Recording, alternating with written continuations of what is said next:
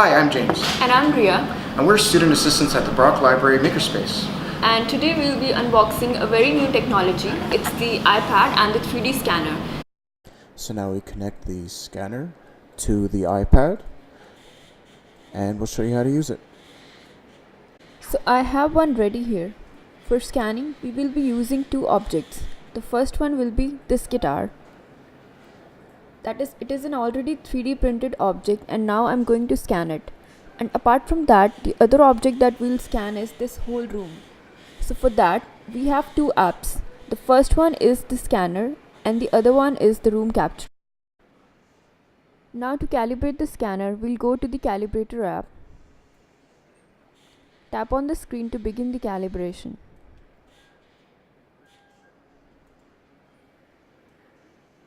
Make sure that your 3D scanner is properly connected to the iPad and then press the start button.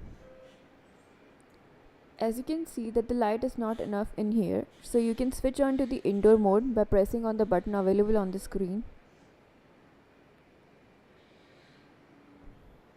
Then press the start button to begin the calibration. Slowly move across the room. It will take a few pictures of the objects. Now, try to align the green portion with the actual objects. The better you align, the more precise the calibration will be. And then, when it's finally aligned, save the calibration.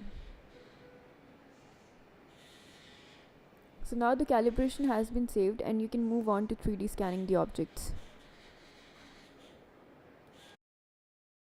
Us how to scan a 3D object with a 3D scanner app. First she clicks it and then she makes sure the settings on the upper right are where she wants them. I generally would like a high resolution to get the highest quality scan. And then when ready, she'll hit the scan button and position the object in the center of the cube that appears.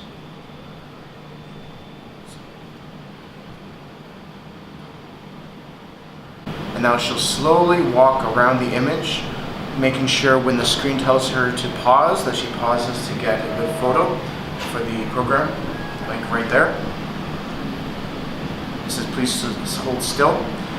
She will walk fully around the image to get the highest quality she can, and then she'll also make sure to get the top and all sides of the object so that it can build a complete model.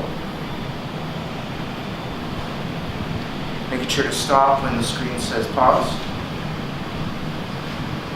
She'll carry on.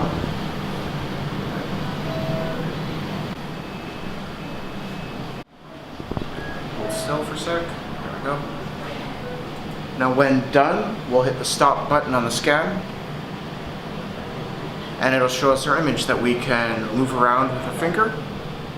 Right now it's in the standard view, but you can also put it into a color view. But our object is already white, so it won't look too different.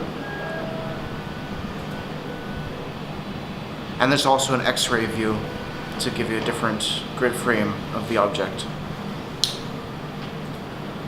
Next we can email it to ourselves, and that is generally how you would get your image to start your process we want it sent to. And next we'll move on to scanning a room. And that's been our video on 3D scanning using the 3D scanner and iPad available for 3-day loan through the Makerspace. And to learn how to design and print these objects, you can attend one of our workshops by signing up for those under the Events tab at the Experience PU website. Or just walk in to a drop-in and swipe your card. So stay tuned for more videos and we'll come back with some more new cool tech.